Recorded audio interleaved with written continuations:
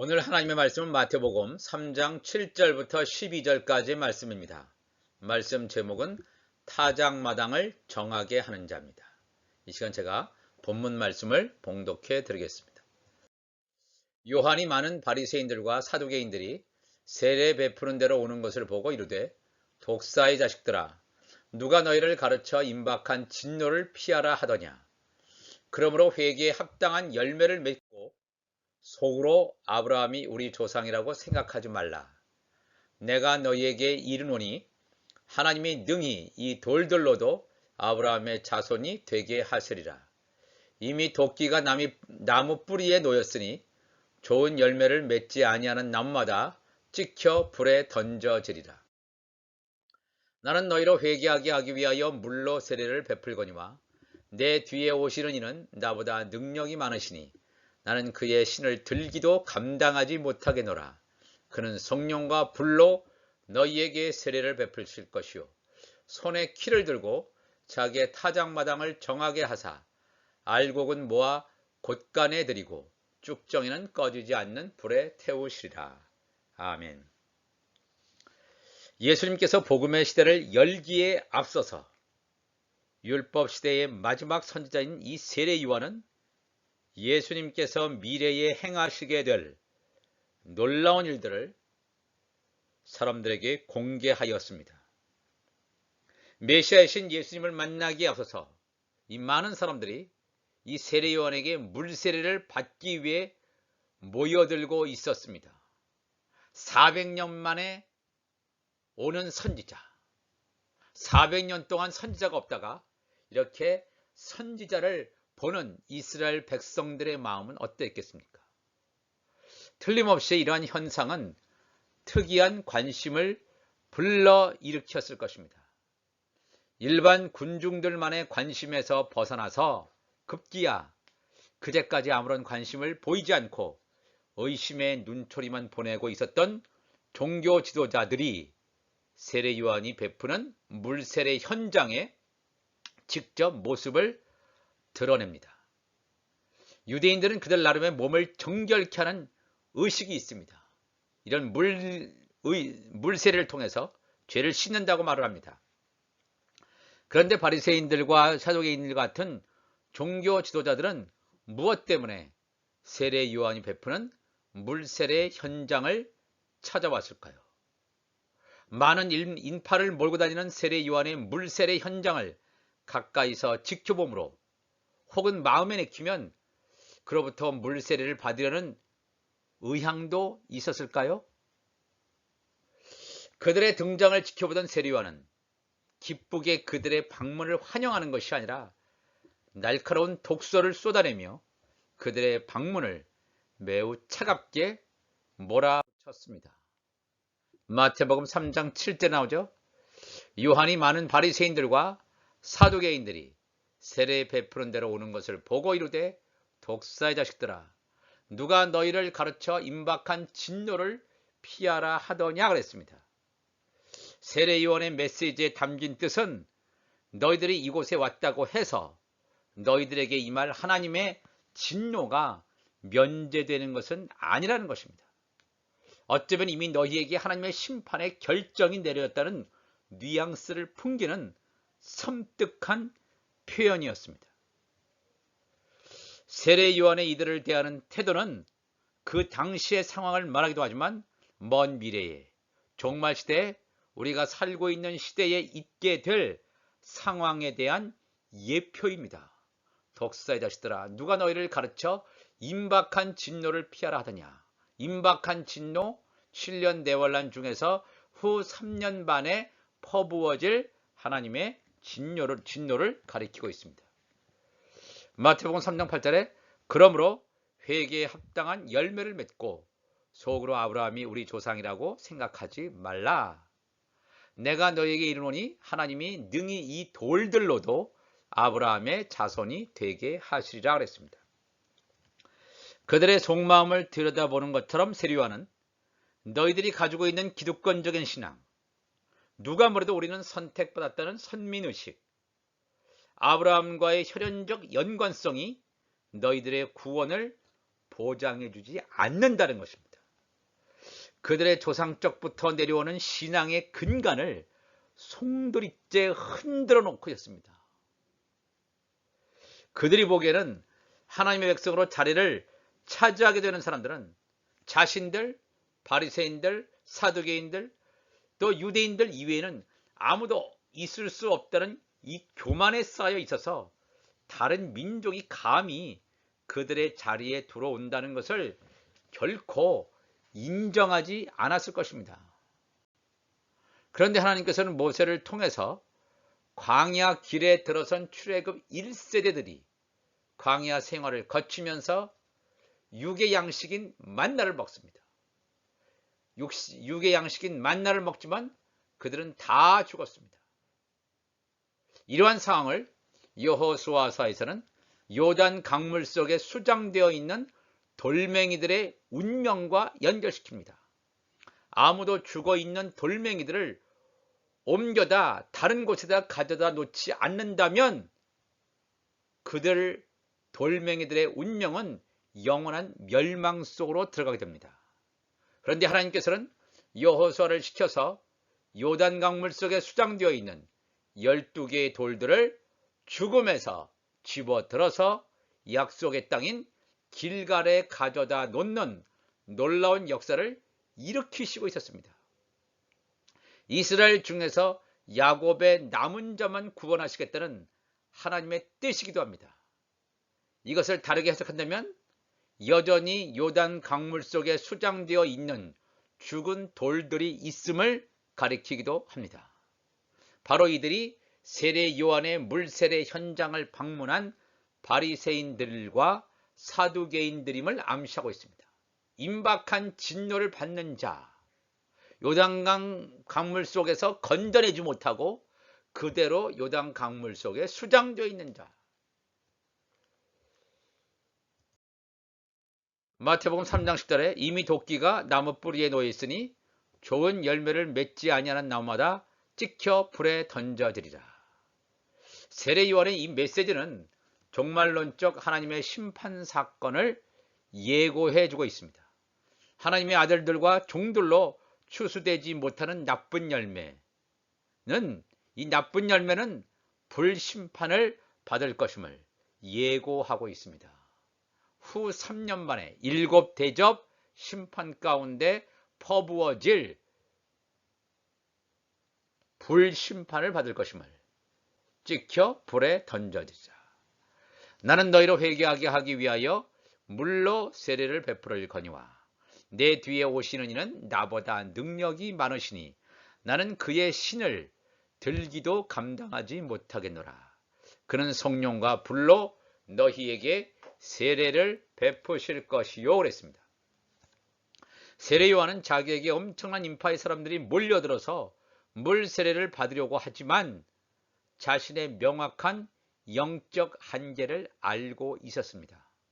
자신은 하나님의 아들이 아니고 율법 시대를 마감하는 마지막 하나님의 종이라는 정체성을 분명히 알고 있었습니다. 율법 시대의 마지막 하나님의 종이라는 것을 알고 있었습니다.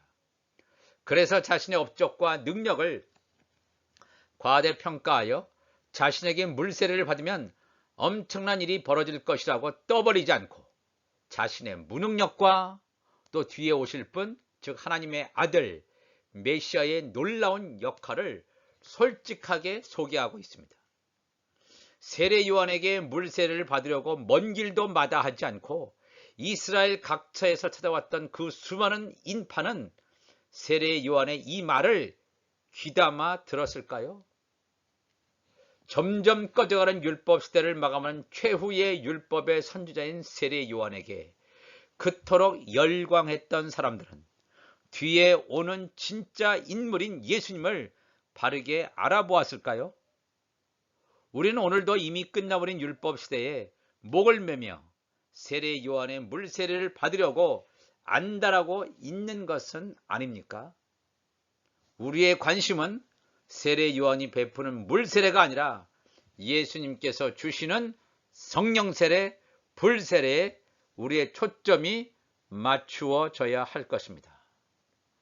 나의 육신의 욕심, 이 세상을 향한 갈증, 나의 소욕이 다 태워져서 나의 의가 하나도 남지 않으므로 내가 죽고 나의 육이 죽고 영이 사는 이 십자가의 죽음의 사건, 유월절의 사건이 우리에게 문자 그대로 실제로 일어나는, 그래서 유월절을 지나고 무교절을 지나고 초실절을 지나고 마침내 오순절까지 당도하는 그런 여호와의 칠절기를 경험하는 우리 모두가 되어야 될 줄로 믿습니다.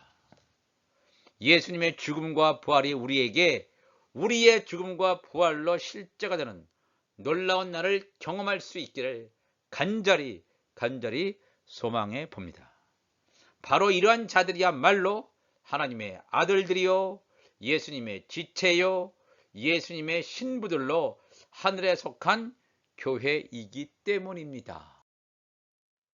창세기 41장 보면 애굽왕 바로가 2번에 걸쳐서 꿈을 꿉니다. 예사롭지 않은 꿈이지요. 이 꿈은 세계 역사에 이루어질 것을 하나님께서 세상 나라 애굽왕 바로에게 꿈을 주심으로 말미암아 오늘의 시대를 정확하게 비추고 있습니다. 만 2년 후에 바로가 꿈을 꾼즉 요셉의 갈망, 감옥에서 나오려고 술 맡은 관원장, 떡 맡은 관원장 그들에게 꿈을 해석했지만 그때 나오지 못하고 2년 후에 바로가 꿈을 꾼즉 하나님의 시간표가 되었을 때 바로가 꿈을 꿉니다. 자기가 나일 강가에 서 있는데 보니 아름답고 살진 7 암소가 강가에서 올라와 갈밭에서 뜯어먹고 이 첫 번째 꿈입니다. 또 두 번째 꿈은 똑같은 꿈이죠. 41장 5절에 다시 잠에 들어 꿈을 꾸니 한 줄기에 무성하고 충실한 7 이삭이 나온다.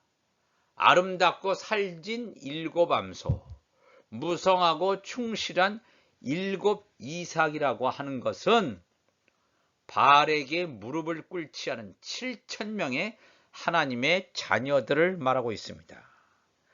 이 7년 풍년의 이 놀라운 역사가 우리가 살고 있는 바로 이 시대입니다.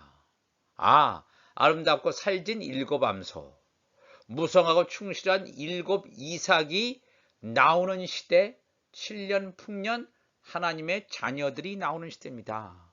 바로 이 시대입니다. 이 시대는 과연 이 하나님의 자녀들을 레위기 23장 14절에는 초실절의 성물로 설명해 주고 있습니다. 너희는 너희 하나님께 예물을 가져오는 그날까지 떡이든지 볶은 곡식이든지 생이삭이든지 먹지 말지니 이는 너희가 거주하는 각처에서 대대로 지킬 영원한 규례니라. 초실절의 성물이에요. 초실절이란 이스라엘 종교력으로 첫 번째 달이죠. 첫 번째 달 14일은 유월절, 그 다음에 15일에서 21일까지는 무교절, 그 다음에 16일 오후 6시부터 17일까지 걸쳐서 초실절, 예수 그리스도의 부활을 예표하는 절기가 되겠습니다. 이 초실절에 드리는 성물이 뭐냐면 떡, 볶은 곡식 3이상 있는데 떡이나 이 볶은 곡식이라고 하면 뭐냐면 나의 육이 짓이겨지는 거예요. 그래서 어떤 형태가 있지 않고 수많은 연단과 환난과 훈련을 통해서 고운 가루로 다 빠져요. 고운 가루로 다 빠져서 성령의 기름으로 만들어진 이 떡입니다. 다 우리의 삶의 연단, 고난과 환난을 통해서 볶아졌어요. 찌어졌어요. 볶은 곡식 떡이에요. 그렇게 고운 가루가 되어져야만이 떡으로 형태를 만들어 갈 수가 있다는 것입니다. 바로 이 떡이라든가 볶은 곡식은 하나님의 자녀들을 말합니다. 그러나 불행히도 예수님이 주시는 성령세를 경험하지 못한 자들의 운명에 대하여 세례 요한은 추수 때의 상황에 빗대어서 이렇게 묘사하고 있습니다. 마태복음 3장 12절에 손에 키를 들고 자기의 타작마당을 정하게 하사 알곡은 모아 곳간에 들이고 쭉정이는 꺼지지 않는 불에 태우시리라. 곡식을 거두고 타작마당을 정하게 하는 때, 손에 키를 들고 하는 때는 추수 때입니다. 마지막 때입니다. 우리가 사는 그 시대를 말하고 있습니다. 곡식을 거두어 들여서 채를 가지고 바람에 날려서 알곡을 감싸고 덮고 있는 껍데기는 다 벗겨버려야 합니다. 세차게 채를 흔듭니다. 세차게 채를 흔들고 바람에 날리면 웬만하면 껍데기는 다 날아가게 되어 있습니다. 손에 키를 들고 타작마당을 정하게 하는 사람 누굽니까? 우리 주 예수 그리스도입니다. 키를 들고, 여기서 키라고 하는 것은 알곡과 껍데기를 분리하는 도구를 키라고 말을 합니다. 근데 이 키는 어떤 자들이 키의 역할을 하냐 하면, 누가복음 22장 31절 보니까 시몬아 시몬아, 예수님께서 베드로에게 얘기하죠. 시몬아 시몬아, 보라, 사단이 밀 까부르듯 하려고 너를 청구하였다 그랬습니다. 한시도 깨어있지 못하는 베드로 시몬을 향해서 시몬아 시몬아, 보라, 사탄이가 밀을 까부르듯이 타작마당에서 이 채를 가지고 사용하는 것처럼, 키를 들고 하는 것처럼 사단이 밀 까부르듯 하려고 너희를 청구하였으나 주님께서 기도로 막으셨다는 말씀을 하십니다. 잠언서 16장 4절에도 여호와께서 온갖 것을 그 쓰임에 적당하게 지으셨나니 악인도 악한 날에 적당하게 하셨느니라. 사탄과 사탄의 졸개들, 악한 영들이 하나님의 자녀들을 훈련시킵니다. 연단시킵니다. 이런 키를 가지고, 예수님께서 이 키를 가지고 이 알곡과 또 이 껍데기를 분리하는 작업을 할 때 엄청난 연단을 사단과 졸개들, 악한 영들이 합니다. 그거를 통해서 알곡이 나오게 되어 있습니다. 레위기 23장 14절, 초실절의 성물 가운데서 떡이든지 볶은 곡식은 하나님의 자녀지만 생이삭이라고 하는 것은 껍데기가 그대로 입혀져 있는 이삭을 말합니다. 채를 좀 더 키를 더 세차게 흔들었어야 되는데 그냥 생이삭, 껍데기가 씌워져 있는 생이삭이든지, 이 생이삭은 하나님의 자녀의 운명이 아니라 하나님의 종들을 가리키는 것이 되겠습니다.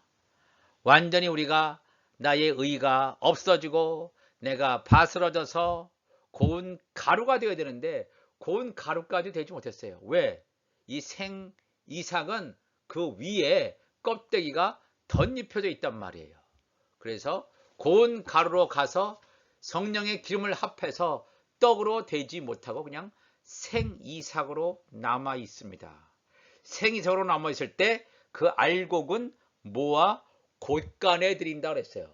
떡으로 만들어서 하는 것이 아니라 알곡은 모아 곳간에 들이고 쭉정이는 꺼지지 않는 불에 태우시리라. 마태복음 3장 12절, 우리가 읽었던 이 말씀은 알곡이라고 하는 것은 하나님의 종들입니다. 종이기 때문에 이들의 운명은 요한계시록 12장 5절에 말한 대로 여자가 아들을 낳으니, 여기서 나오는 이 여자라고 하는 것은 율법 하에 있는 자들 가운데서 하나님의 아들로, 자녀들로, 아들로 명분이 바뀌어지는 자입니다. 이 여자가 아들을 낳으니 이 아들은 바로 휴고될 자죠. 아들을 낳으니 이는 장차 철장으로 만국을 다스릴 남자라. 이 첫 번째 아들은 예수님이고 또 예수님에게 붙어있는 하나님의 자녀들을 말합니다. 그 아이를 하나님 앞과 그 보좌 앞으로 올려가더라. 하나님의 자녀들을 들림시키는, 휴거시키는 그런 장면입니다. 그랬을 때 하나님의 자녀들, 남자는 휴거되고 그 여자가 광야로, 이 광야라고 하는 것이 광야의 초막으로 여자가 광야로 도망함에 율법하에 있는 자들, 하나님의 아들로 세워지지 못하고 하나님의 종으로 있는 이 여자가 광야로, 환란의 피난처로 도망함에 거기서 1260일 동안 그를 양육하기 위하여 하나님께서 예비하신 곳이 있더라. 여기서 1260일이라는 것은 후 3년 반의 기간을 말하는 것입니다. 알곡은 뭐야? 곡간에 드린다. 요 곡간이라고 하는 것이 그 여자가 광야로 도망할 때 이 광야에 있는 초막입니다. 그 초소로 도망할 수 있도록 모세와 엘리야 같은 선지자들이 인도하는 역할을 한다고 하는 것입니다. 알곡인 줄 알고 추수를 했는데 알맹이는 없고 또 빈 껍데기만 남은 것, 우리는 이것을 쭉정이라고 부릅니다. 분명히 좋은 씨에서 출발을 한 것 같은데 결과는 속빈 강정처럼 껍데기 뿌린 쭉정이로 결론이 나버리고 말았습니다. 그래서 창세기 41장 3절에 애굽의 바로왕이 꾼 꿈 가운데서 41장 3절에 그 뒤에 또 흉하고 파리한 다른 7 암소가 나일 강가에서 올라와 그 소와 함께 나일 강가에 서 있더니, 첫 번째 꿈이죠. 그 다음에 두 번째 꿈은 41장 6절에 그 후에 또 가늘고 동풍에 마른 7 이삭이 나온다. 흉하고 파리한 다른 7 암소, 또 동풍에 마른 7 이삭, 이것들이 가리키는 것은 뭐냐 하면 바로 7 교회를 말합니다. 7 교회에서 하나님의 종들이 다 추수되고 남은 음료 교회들을 말하고 있습니다. 하나님의 종들 가운데서 쭉정이로 남겨지는 사람들, 음욕교회를 탈출해서 환난을 통과해서 마지막 예수님께서 지상재림하실 때 시온산에서 구원받는 하나님의 종들이 있는가 하면 끝내 음욕교회 탈출하지 않고 제2의 출애굽을 하지 않고 음욕교회에 그대로 남아서 다 멸망당해버릴 동풍에 마른 7 이삭, 또 흉하고 파리한 다른 7 암소, 열방에 흩어져 있는 7 교회들을 여기서 말하고 있습니다. 쭉정이들도 본래는 어린 양의 생명책에 기록된 어엿한 알맹이였습니다. 알곡이었단 말입니다. 그런데 어떻게 이렇게 그들은 알곡에서 쭉정이로 되었을까요? 마태복음 13장 5절에 씨 뿌리는 자의 비유를 통해서 덜어는 흙이 얕은 돌밭에 떨어지매 흙이 깊지 아니하므로 곧 싹이 나오나 해가 돋은 후에 타서 뿌리가 없으므로 말랐다 그랬습니다. 두 번째 떨어진 씨앗이죠. 길가, 그 다음에 돌밭, 가시떨기 좋은 밭. 두 번째 떨어진 돌밭. 그 이 돌밭에 대한 해석은 마태복음 13장 20절에 돌밭에 뿌려졌다는 것은 말씀을 듣고 그 말씀을 안 들은 자가 아니에요. 교회를 다니는 자예요. 믿는다고 하는 자예요. 말씀을 듣고 즉시 기쁨으로 할렐루야 하면서 즉시 기쁨으로 받되 그 속에 뿌리가 없어 잠시 견디다가 말씀으로 말미암아 환난이나 박해가 일어날 때에는 곧 넘어지는 자다 그랬습니다. 말씀이 이 뿌리가 깊숙이 내려가지고 좋은 씨가 깊숙이 내려가서 30배, 60배, 100배까지 가야 되는데 환난 받을 때 앞으로 있을 7년 대환란 가운데 또 박해가 일어날 때 곧 넘어진다 그랬습니다. 왜 이렇게 되냐 하면 이들은 우상 숭배를 하는 자들, 하나님과 만몬, 돈, 물질을 겸하여 섬긴단 말입니다. 육신의 소욕을 따라가는 자란 말입니다. 이 땅의 것을 좋아하는 거예요. 하늘의 것을 따라가지 않고 이 땅의 것이 좋습니다. 그래서 이 땅의 것을 따라가는 자, 이 땅의 것이 좋아하면서 계속해서 땅에 매몰돼서 가는 자들, 이 알곡에서 쭉정이로 전락하는 자가 되겠습니다. 이런 자들이 교회에 많이 있으면 우리가 온전히 깨닫고 우리가 깨달아서 나아가야 될 줄로 믿습니다. 요한계시록 2장 3장에는 열방에 흩어져 있는 7 교회를 말합니다. 단순히 7 교회가 아니라 현재 있는 열방에 있는 모든 교회를 다 말하는데 그 열방에 있는 7 교회 가운데서 이기는 자는 이런 축복이 있다지 않습니까? 이기는 자는 하나님의 어떤 사람들은 아들로, 어떤 사람들은 종들로 추수되어지지만 이기는 자가 아니면 다 쭉정이나 가라지로 불에 태워질 것임을 성경은 우리에게 말씀하시고 있습니다. 이 말씀을 우리가 기억하시면서 세례 요한은 예수님이 오시기 전에 율법시대의 마지막 선자로 이 땅에 와서 예수 그리스도의 사명, 예수 그리스도의 역할을 우리에게 분명히 보여주었습니다. 세례 요한이 주었던 물세례, 이것들은 완전히 이제 끝이 났습니다. 예수 이름의 죄사함을 통해서, 예수 이름의 세례를 통해서 죄사함의 역사가 지금 이루어지는 가운데 있습니다.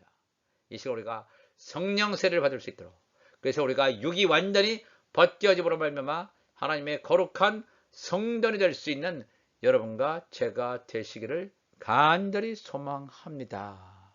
그래서 이제 이 곧 닥칠 이 마지막 시대를 우리의 주님께서 이 마태복음에서는 지금부터 약 2000년 전에 이 마태복음을 기록한 이 마태가 세례 요한의 사명을 통해서 예수 그리스도의 역할을 통해서 우리에게 분명하게 조명해 주시고 있습니다.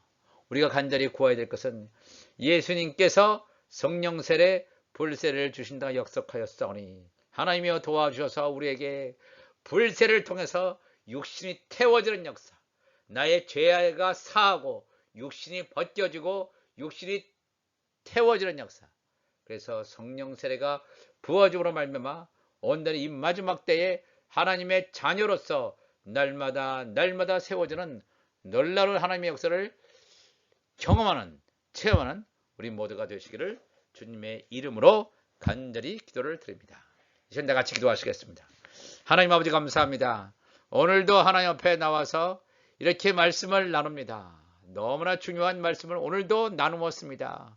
지금부터 2000년 전에 행했던 이 말씀이 오늘 우리에게 지금 그대로 지금 적용되는 가운데 있습니다. 하나님이여 도와주셔서 성령세를 받는 자로서, 알곡이 아니라 성령세로, 그래서 고운 가루에 성령의 기름이 부어짐으로 말미암아 떡덩이가 되어서 온전히 예수 그리스도의 지체로 이 마지막 때에 휴고되는 이 놀라운 사건 가운데 예수 그리스도의 지체로 들러붙는 우리 모두가 될 수 있도록 인도하여 주시옵소서.